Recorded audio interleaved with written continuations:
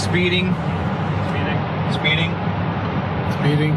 5, 4, 3, 2, 1. The world is changing faster than ever.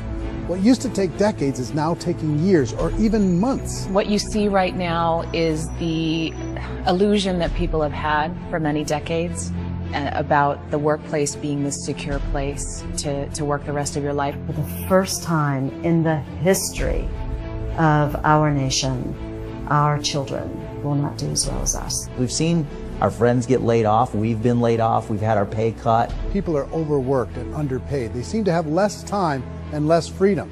They live under constant pressure. This is going to be forced. And so even if your employer loves you, they may have to cut you. There's something wrong that on Monday morning, the heart attack rate increases by 35%. Technology is accelerating, job security is declining. It just doesn't seem like the old models of making a living are as reliable as they used to be. Every aspect of our lives, there's a better way out there, but we're still doing it the old way. We live in the greatest country on the planet, and there are a lot of people sitting around complaining and being cynical. Like everyone's whining about this old model, and I'm like, why don't you leave it? Look at all this over here. Look at all this opportunity. Since so much of our lives revolve around our work and the way we make our living, many people are thinking there just has to be a better way. The biggest challenge facing our world today is not making money, is what are we going to do with all the displaced, unemployed people? People are afraid that they're going to make the wrong decision. People are afraid of the unknown. People are afraid that maybe I don't have the skills. Hey, sports fans. Industrial age is over. It's dead. It's dying. That's why going to school to get a job is an obsolete idea. A steady paycheck is an industrial age idea.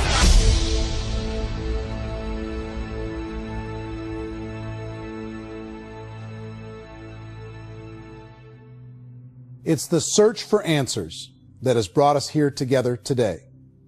My name is Eric Worre, and for almost 30 years I've been an entrepreneur, struggling at times, but ultimately succeeding. As a best-selling author, speaker, and business owner, I've spent my entire career helping millions of people around the world to become entrepreneurs. And I believe strongly that there is, in fact, a better way when it comes to how we make a living. The career landscape has changed dramatically, and many are still working in a model that is completely out of date. What worked for previous generations isn't working as well for people today. In this film, we're going to explore 3 important questions. First, what's really going on in our working world today? Second, in this new economy, is it better to become an entrepreneur, or is it safer to work for someone else? And third, if a person decides to become an entrepreneur and start their own business, how can they do it without taking on massive risk? To help in this journey, I've brought together some of the greatest experts and thought leaders in the field of entrepreneurship to share the real facts with you. My intention is to give you new information that will allow you to make choices that are not limited by an old, outdated model. Let's start by understanding what's going on in our working world today.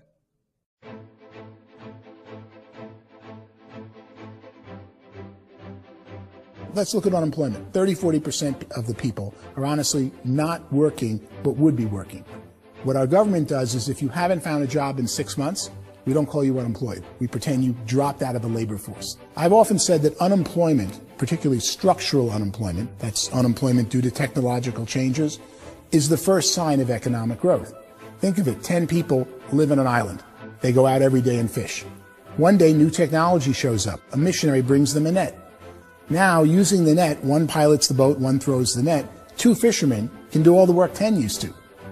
That's a 500% increase in productivity, 2 doing the work of 10, in one day. You don't have to learn a lot to learn how to throw a net instead of throw a fishing line.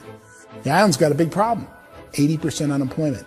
But the island still has all the wealth of the fish because the 2 people produce as much fish as 10 did. Now, of course, looking back in history, these changes used to take thousands of years. And during that time, we went into farming and transportation. Some of us became doctors and some teachers and lawyers, and we developed all these new professions and new manufacturing jobs. Today, these changes are occurring literally in one day when a new technological advance occurs, and we don't have the social structures to deal with it or to retrain the unemployed people. So one of the things that I think is interesting as I travel across the country and really travel around the world is the way that we work and the way we get paid for work is changing pretty dramatically. On a global basis, everything is being turned upside down because of the rapidly advancing technologies. They are eliminating many jobs, and we have been left with many people not prepared for the jobs that exist. A lot of demand in public companies was to squeeze out all the fat and to get just as much margin as we possibly could, and fat equals humans. So this idea of job security in information age is so obsolete, but it's still taught inside our school system, and that's where the problem starts. There's no financial education in the school system, and people are still trained to be employees to work for that paycheck. This is a chart on the middle class. What's happening in the middle class, those that went to school, their incomes have been coming down for years. And parents still say to their kids, go to school, get a job. Now what happens to all those middle class people who are dropping off the ends of the chart? Well, they become what's called working poor. And this is what happens to working poor. But they say poverty is ending. Well, poverty may be ending, but working poverty is going up. And this is food stamp usage.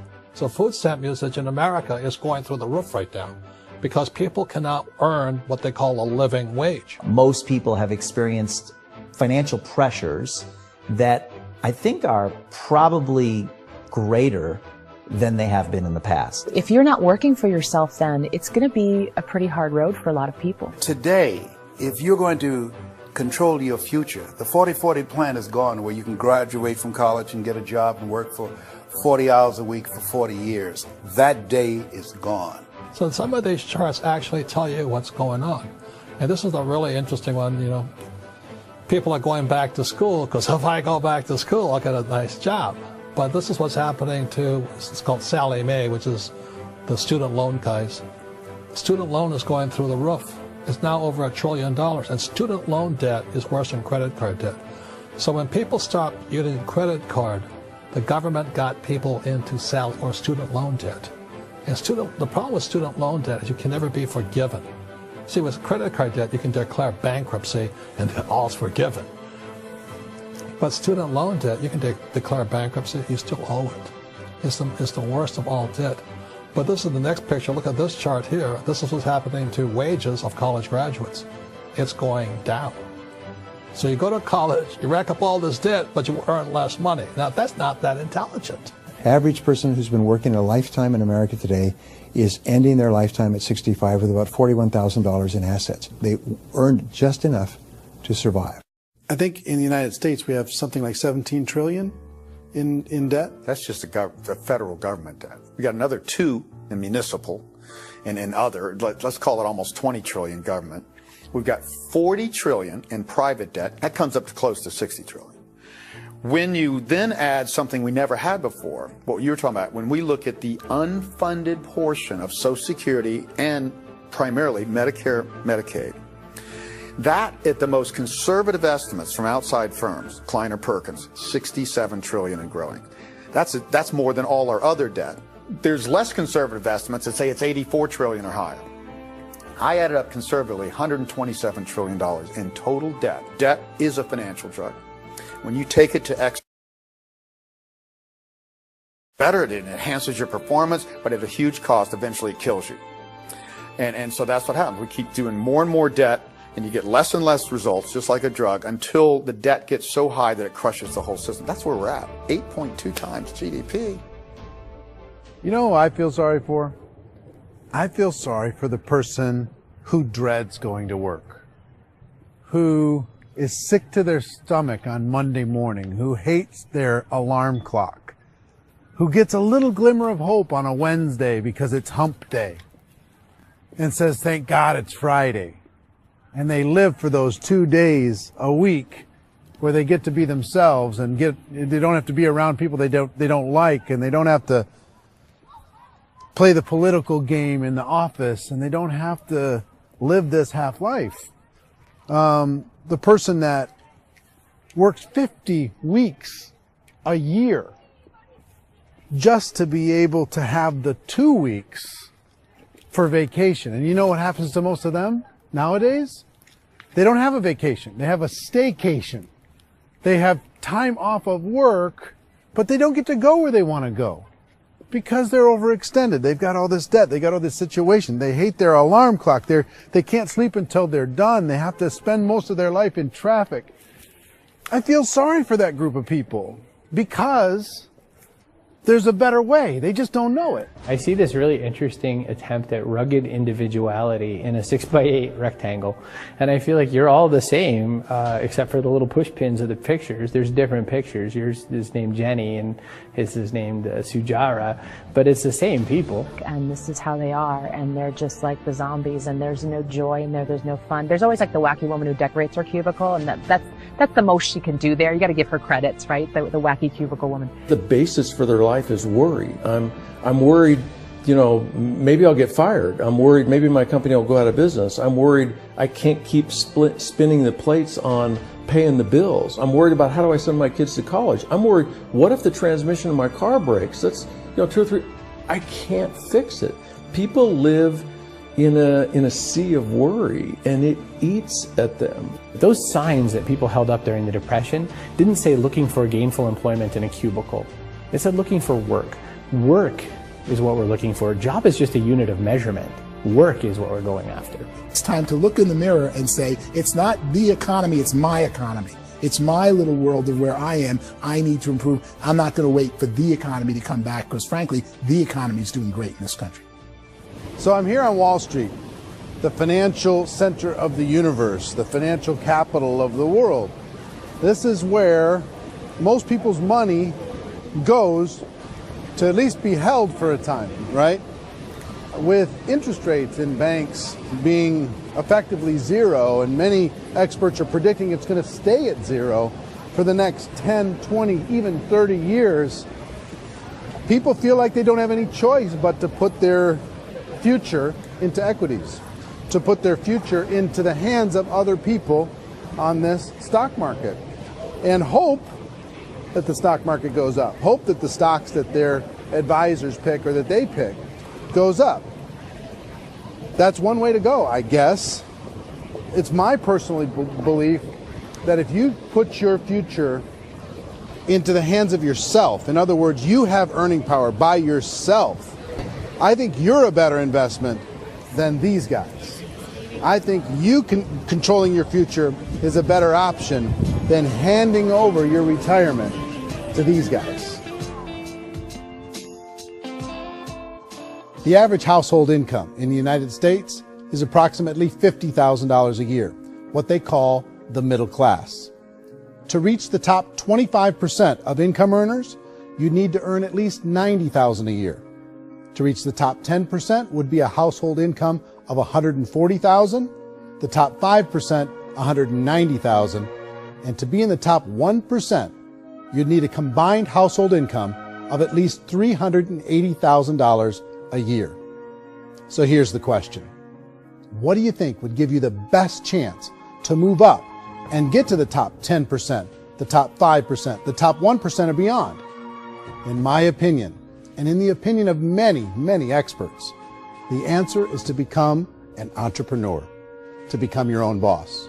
I think you have to be a business owner. I can't, the only time I ever say to someone it'd be great to be an employee is when they've already told me they've surrendered. I only tell people who are wounded spiritually that they should be an employee. And it's that feeling that you get when you pick up the backpack off the little Cub Scout and say, "Don't worry, little guy, we'll get you back to the camp." You know, it is in no way a kindness when I tell someone they'd be a great employee. The other status symbol really increasingly is lifestyle. And people can own their own business, maybe even work out of their house. That, I tell you, people admire that. Like, gosh, I wish I could do that. The spirit of the entrepreneur is to be a risk taker and to be resourceful and unstoppable and to have a vision of yourself beyond where you are and not willing to settle for life as it is. Think about the great entrepreneurs. They're visionary. They have heart. They're willing to do today what others won't so they can do tomorrow what others can't. Personally, I don't think of the new economy, the old economy. I create my own economy. The entrepreneur's in control. I decide what the economy is going to be like. In the world of entrepreneurship, there are no limits. You can make as much as you want, depending on how much you want to work and how smart you are and how great a team you put together. There's no more lifetime rewarding business than being an entrepreneur. Why in America, where anyone could be anything, would people want to give up their freedom and become effectively a modern-day slave, told shut up and be here every morning at 7:30, leave at 5:30, and do what I tell you? If people decide to become an entrepreneur and work for themselves, they have some traditional options, but they're riskier than you might think. Any kind of a retail business, retail build-outs, is extremely expensive. Even just these small little yogurt stores where they're putting little yogurt machines and you get all the different flavors, you're spending $200,000, $300,000, $400,000 to open a yogurt shop. I would love to buy a Dunkin' Donuts, but it's $500,000 or so to start. I don't quite have that just-in-case money. Risking lose it all, and most guys do 2 or 3 times, and even big guys like Branson, because I'm such a fan of his, half his companies don't work. If you make $1 million, your problems are going to go. If you make $1 billion, your problems are really going to go. Just the opposite. You and I know when you're making $1 million, you get $1 million responsibilities. You make $1 billion, you got 1,000 times $1 million responsibilities. And most people say, I'd love to be my own boss. 70% of Americans would love to be their own boss, according to recent polls. But they don't know how to get there. Because what are you going to do? One, you could buy an existing business. If somebody's selling an existing business, you have to ask why. Usually because it's probably hard. It's probably not making as much money as they hope.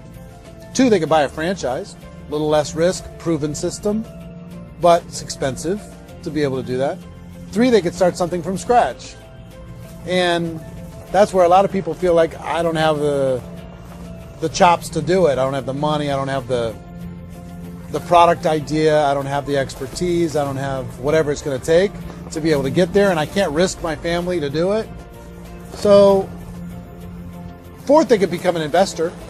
A lot of people in this town invest to try and figure out a way, but you got to be pretty smart with that game too, right? Venture capitalists, who are the very best and most sophisticated in investing in new breakthrough businesses, make it on 1 out of 11. That means 10 out of 11 are mediocre or fail. Most of them fail.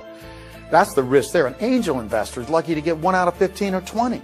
A business is a team sport. Like, I have to have accountants, I have to have engineers, I have to have systems designers, I have to have sales, marketing, I have to have accounting, I have to have mission statements, I have to have legal and all that. The average Joe Schmo, even me, I go out there, I don't have the skills to put a business together. I think the bottom line for the 4 traditional options is they take money, sometimes a lot of it. They take expertise, and they take time. All of that adds up to just too much risk for most people. I bought a business from somebody else, and it was a lot of work. And you start wondering, what did I just buy? Because I guess ultimately I own your email list, and I just overpaid for it. People that start their own business, they spend a lot of money, they spend a lot of time, a lot of effort to get things started. And the more you invest on the upfront, the harder you typically work at it. Well, I can tell you what the success rate is of a restaurant. What is it? They're crazy enough. About 90% of them fail. About 90%? In how quickly? Year less. Wow. And if we're talking non-franchise, we're talking franchise, Sure. That's totally different. Yeah. But our students aren't getting franchise restaurants. You got to invest big money. Exactly. And with someone like McDonald's, you've had to work with the company for a long period of time, really know the Even have a chance at investing $1 million. have a chance, and it's a slim chance. What if there was a way that you had all the proven aspects, the comfort aspects, and you could still control your own life? What if there was both? In other words, you didn't have to create everything from scratch. You didn't have to be a super leader. All you had to do, what if there was a proven product already? You didn't have to create the product. And there's a proven system already, proven training already. Everything except an employer. That was the only thing that you didn't have. Do you think more people would be open to working for themselves in that environment?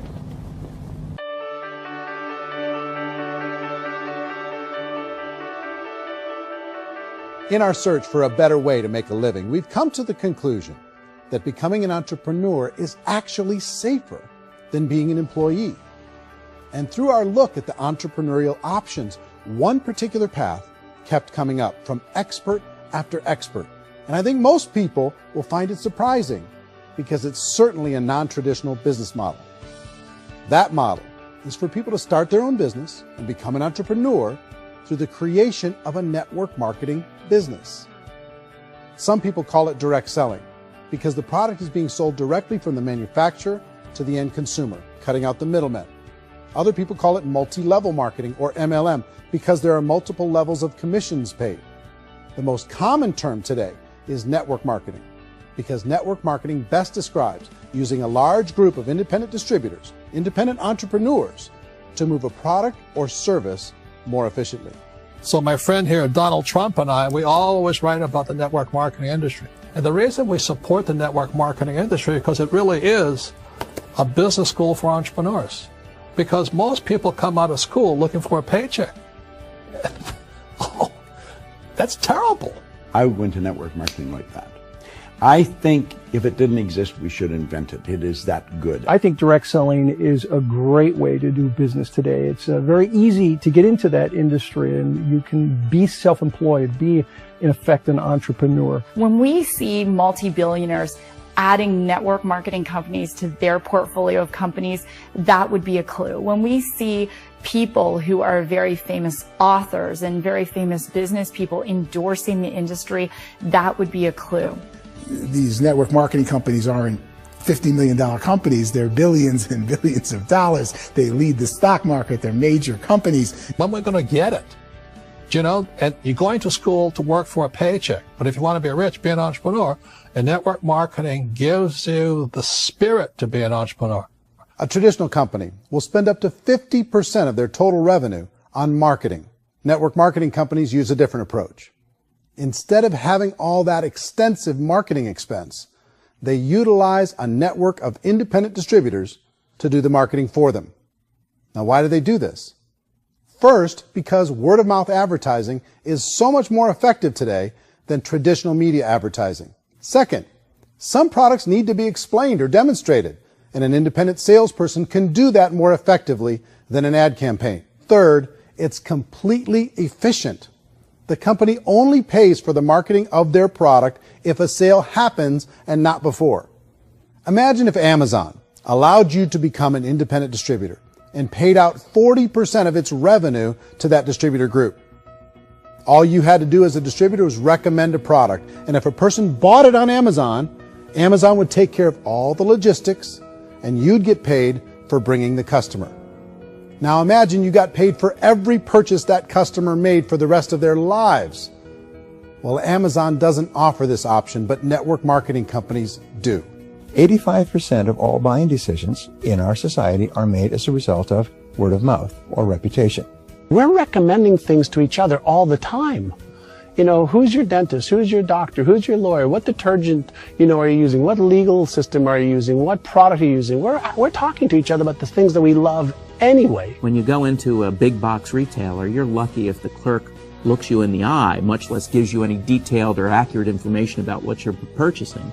So of course, this personal information, this education coming from a friend, a neighbor, a relative, or even a stranger, but one who has experience with the product is extraordinarily valuable. As a matter of fact, network marketing can educate consumers probably better than any other form of marketing. It certainly can do better than advertising, because advertising usually has a certain hype to it, and you can only get limited information. So, network marketing trumps advertising. If you were a typical sales company and you wanted to sell $1 million a month worth of product, you might go find 100 superstar salespeople. The quota would be $10,000 a month. So network marketing as a distribution system just flips the numbers.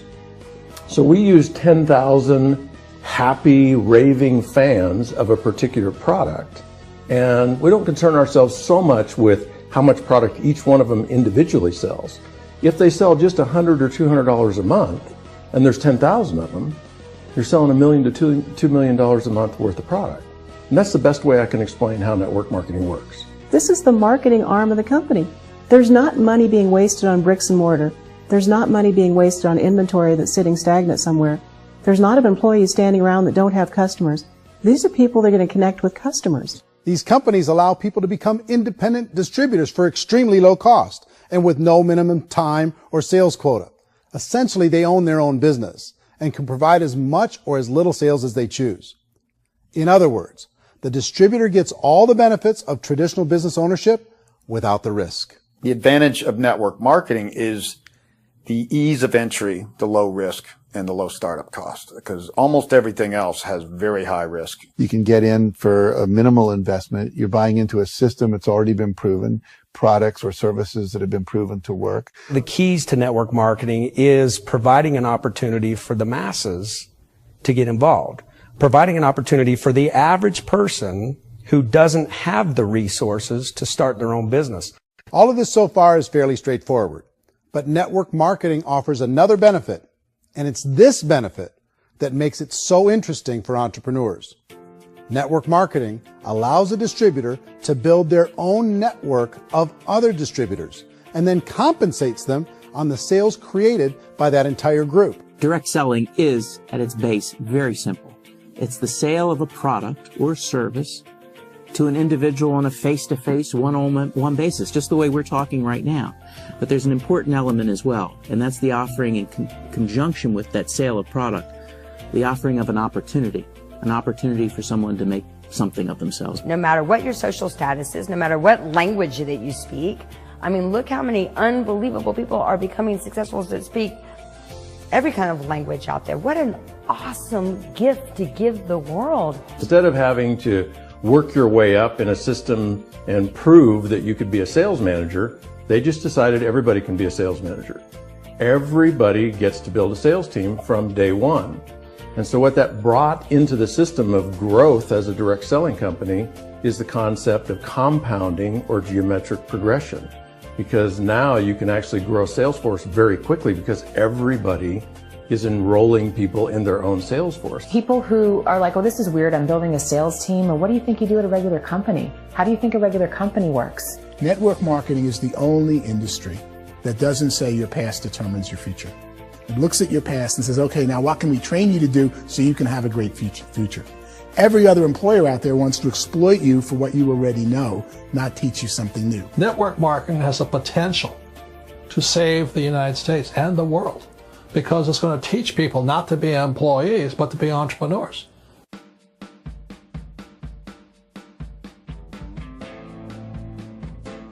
According to the Direct Selling Association, if you add up all the network marketing companies around the world, they combine to do over $178 billion a year in retail sales. To give you an idea of how big that really is, the NFL, the National Football League, does approximately $9 billion a year. The music industry does a little more than $16 billion a year, and the movie industry does about $80 billion a year. Using a conservative average, network marketing companies pay their distributors about 40% of that $178 billion in the form of commissions, which adds up to more than $71 billion a year. That's almost $6 billion a month. It's almost $200 million in commissions every single day. So it's certainly working, and people are making serious money in network marketing. With the growth of the direct selling industry over the last 10, 15, 20 years, we've seen a broader understanding of the channel.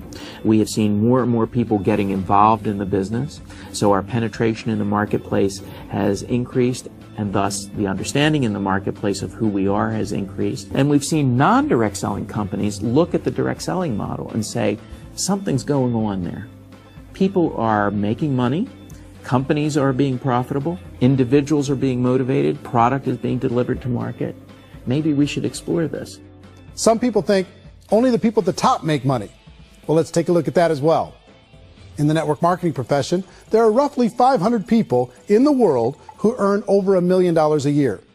If you round that number up to $2 million a year, that adds up to about $1 billion a year. That takes the $71 billion paid out each year down to $70 billion. So where does the rest of the money go? The vast majority goes to part-time people making anywhere from a few $100s a month to many thousands of dollars a month. It goes to people who choose to make it a full-time career move and earning even more than that. Every day, people are using the money they earn through network marketing to pay off debt, have more fun, and improve the quality of their lives. Everyone I know in network marketing has been doing that since the 50s. They go to work when they want to go to work. They stop working when they want to take time with their children to have a leisurely breakfast and discuss issues and drive them to school. They go back to work when they get home, wherever they're working out of. The biggest thing that I've seen is people that have become much happier in their life. MLM has probably made more millionaires of more people in more countries, and I've spoken to them in 67 countries, than any other single form of business, starting from nothing. If they have a choice between working a job for the next 10 years or working a network marketing business for the next 10 years, the result of working the network marketing business will be better. A lot of people within the industry go on and make this a career and do extremely well at it. Network marketing has been nothing but good for everyone I know that's been involved with it because they did it seriously and they played full out and they've been very successful. It's been a constant barrage of success stories and people showing off stuff that they got as a result of it. How many people are involved? Approximately 16 million Americans and 96 million people around the world are currently participating in network marketing. And in a recent poll, 82% of those people report a good, very good, or excellent experience with network marketing. So people are happy.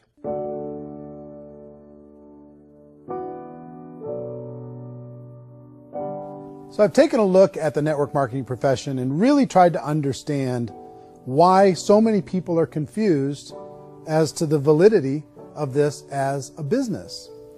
One is this pyramid shape.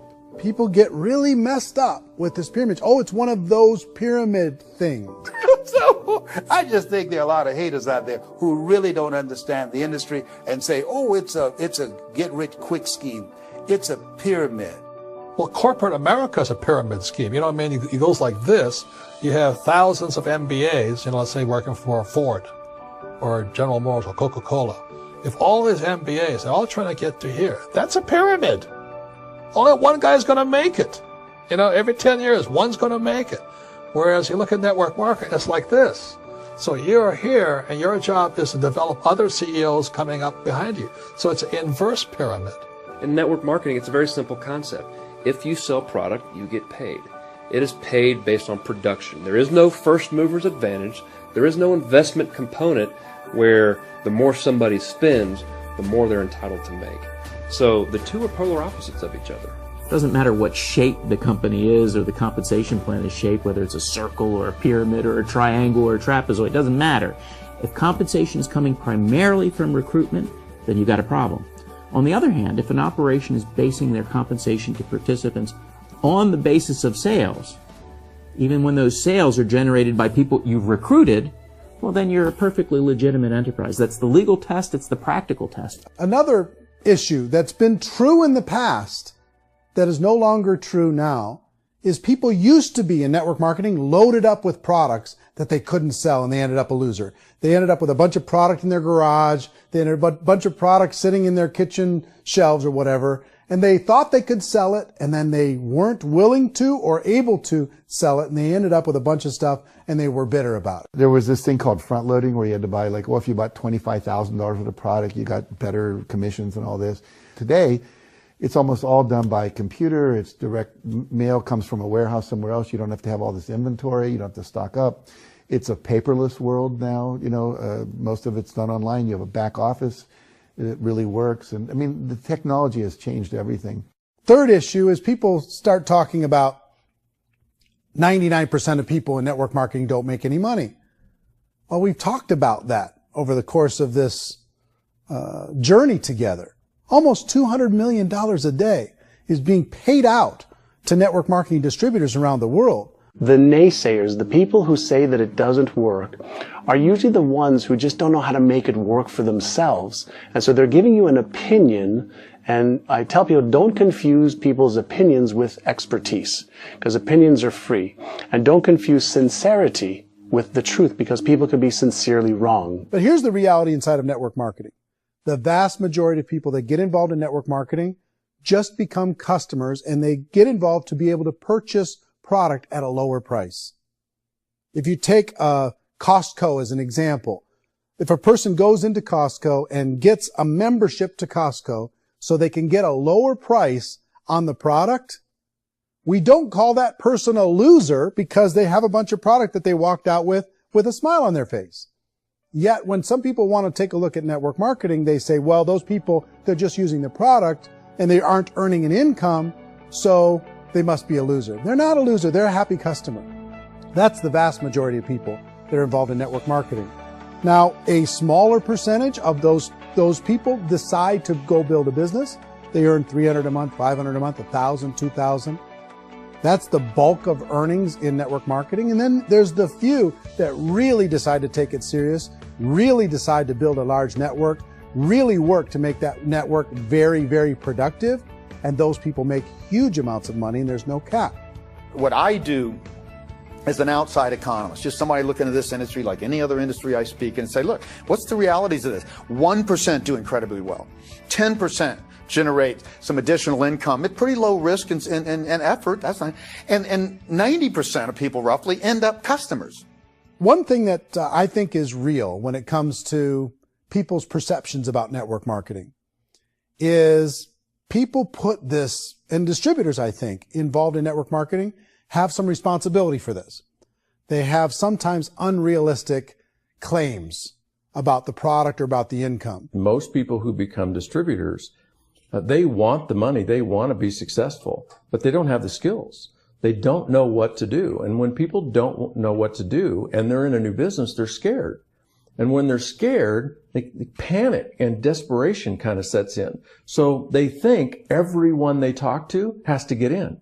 So if I talk to you and you say, well, no, I don't have time to do that, they're like, no, I need you. You have to do this or I won't be successful. So I start clawing on you. I start that desperation. So then I start making claims about the product, which are not appropriate, probably not even true. Or I start saying, oh, let me show you how you can make all this money and you don't have to do anything, Eric. And so you just totally misrepresent the opportunity and you're clingy with people because you think you need everybody to be successful. And you don't. You know, one of the messages that I try to deliver most forcefully to companies as well as salespeople in direct selling is that you don't have to overpromise. The reality is in network marketing, there's a lot of hard work involved. There's a lot of effort. You're going to have to develop yourself. It's a business like anything else.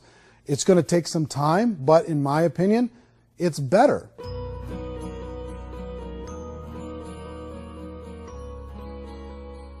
It's light years better for people starting today than it was even 5 years ago. I think it's more widely accepted now, and people understand it is a business. It is being an entrepreneur. It is being a business owner. Our belief system is based upon our evaluation of something, and frequently if we reevaluate a situation, our belief about that situation will change. The industry has changed and it's grown up. It's totally transformed. You've got young people today that have grown up with social media, and they understand networks. They understand how people are connected through technology, and they understand how money flows through those networks. So when they see network marketing, they don't see it the way their parents saw it. And we've all learned, the larger industry that you represent, has all learned from those mistakes and flaws and errors that have happened early on. Early algorithms didn't work the right way. That's all fixed. It's like when they design a computer program, they design the program, then they run it, and then they go back through and they debug it. The MLM industry has been debugged. This is the day of being virtual, being able to run a business from your mobile phone. I mean, it's incredible. Companies are getting smarter.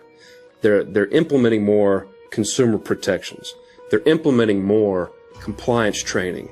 They're doing more with respect to product research. If you do get involved and you make purchases of inventory, even on a voluntary basis, if you decide that this business is not for you, you can leave and have that inventory repurchased by the company.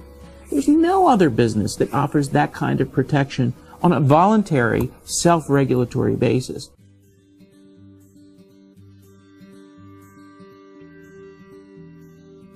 If you decide to look further into a network marketing business in order to generate more cash flow for your family, I would recommend reviewing the following 4 elements. First is the product or service. And on the product or service, I would ask 5 important questions. 1, do you like it? Is it something you would feel comfortable sharing with others? 2, is there a recognized need in the marketplace? It's hard to create a need if one isn't naturally there. 3rd, does the product meet that need? Does it solve a legitimate problem for consumers? And 4th, is it priced to sell? Can it compete in the marketplace? And 5th, is it priced for profit? Is there enough margin for the company and the distributor to be able to generate income for the long term. If you can answer the questions on the product to your satisfaction, the next element to consider is the company itself. Is it well run? Do you believe in the founders or the management team? Do you feel they have what it takes to go all the way? See, it doesn't matter how good the product is if the management can't take care of the company. Good management can change with the times. They can handle adversity. They can make good decisions.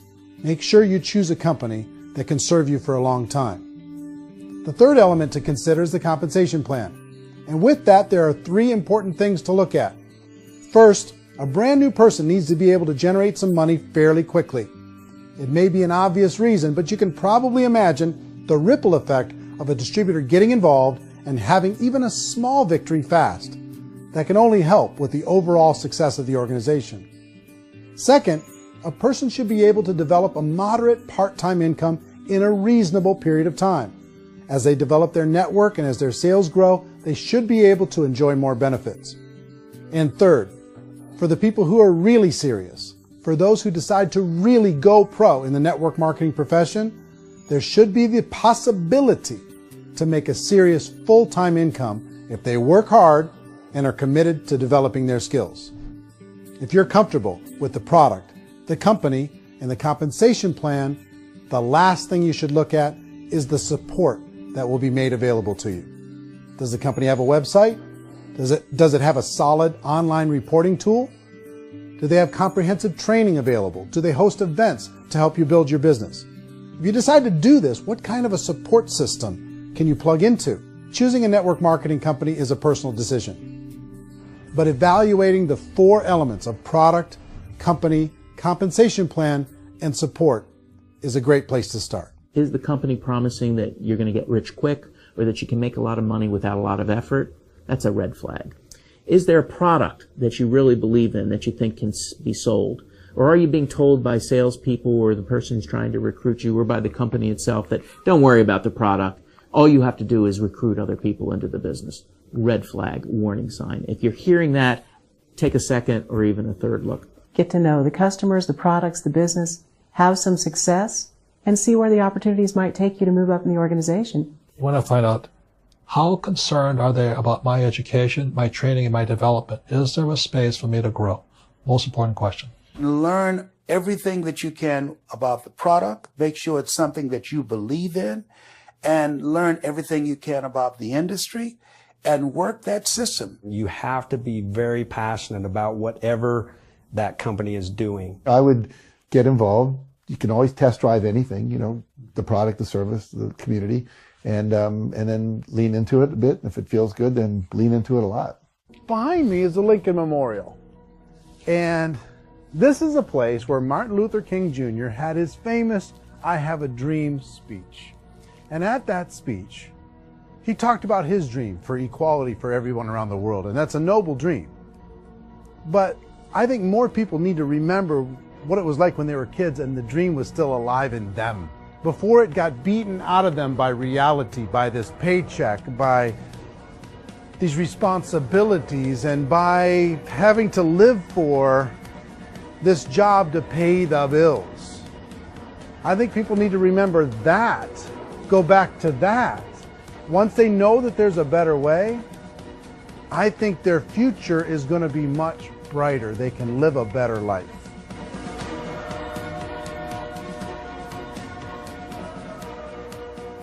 So if you're considering getting involved in a network marketing company, let me offer you just a few pieces of advice. First, network marketing isn't perfect. It's emotional. It's challenging. Like any entrepreneurial venture, it can have its up days and its down days. But if you have an entrepreneurial bone in your body, it's just better. Second, if you're going to do it, decide to be professional. Decide to go pro. It's better to do that than just be this amateur sticking your toe in the water. Third, as any professional, you're going to have to learn some new skills. And I promise you, inside of the network marketing profession, they're not too difficult to learn. Fourth, like anything worthwhile, it's going to take some time. Don't expect that you're going to get to the finish line right out of the gate. And fifth, it's worth it. It's worth it to be able to take charge of your life again. It's worth it to be able to control your own financial situation. It's worth it for the people you're going to be able to spend time with. It's worth it for the things you're going to be able to see and the experiences you're going to be able to experience. It's worth it for the causes you're going to be able to contribute to, the lives you're going to be able to touch, the customers you're going to be able to help, the friendships you're going to be able to develop. I promise you, it's worth it. Remember, most people are searching for answers just like you are. But I do have to tell you the catch to network marketing. If there is a catch, if you want to understand this from an emotional point of view, people say, well, it sounds too good to be true. It's not. It's hard work. But here's the catch. Most people still don't understand it. So you're going to have to endure the loss of social esteem from ignorant people. The uneducated will think less of you. Now, if you can handle that, you're on your way. If that's going to destroy you, you know what? Entrepreneurship in general probably isn't in your future. If you can face that catch, you can become unstoppable. I want everyone to really contemplate this if they're not in network marketing. You're in a job, you probably have a mortgage, you have rent, you have debt, whatever's going on. You're in a prison. You work just hard enough to keep them from firing you, and they pay you just enough to keep you from quitting. Come on! I've been there, done that, and bought that t-shirt. In network marketing, if you run into failure, it's really just a homework lesson for yourself. There's no one to blame. You really have no excuse not to be successful. You just don't.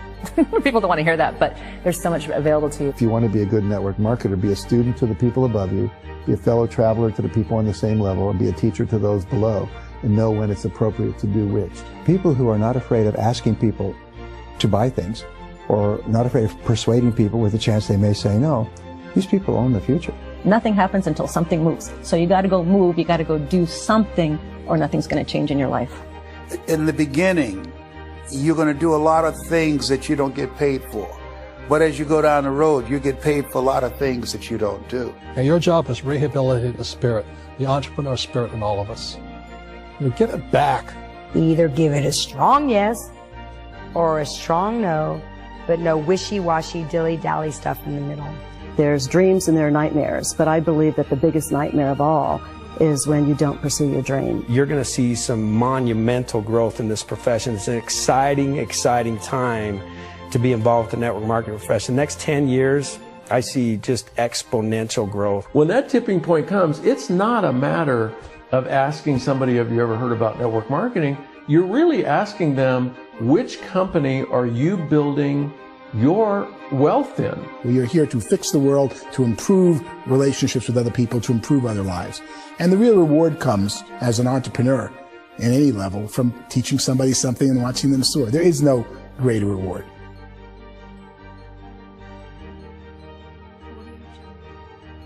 Life's too short to spend it living someone else's dream instead of your own. It's too short to spend it living at a fraction of your potential. Can being an entrepreneur be a challenge at times? Sure. But here's what you get in exchange. It can be yours. Something that you built, something that you created, something that you made happen. This balloon represents your dream. It represents entrepreneurship. My wish for all of you is that you would reach out and grab it. The choice is up to you.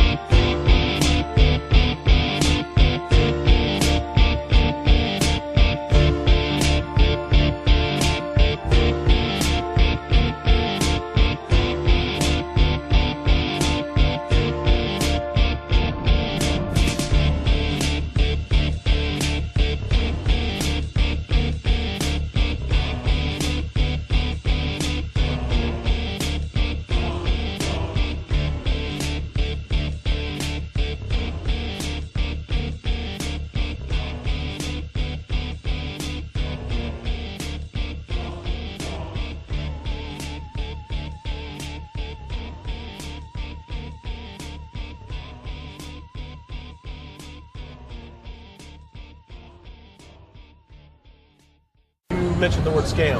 Why did you mention the word scam? The only reason it is a scam is because... Oh, that's terrible.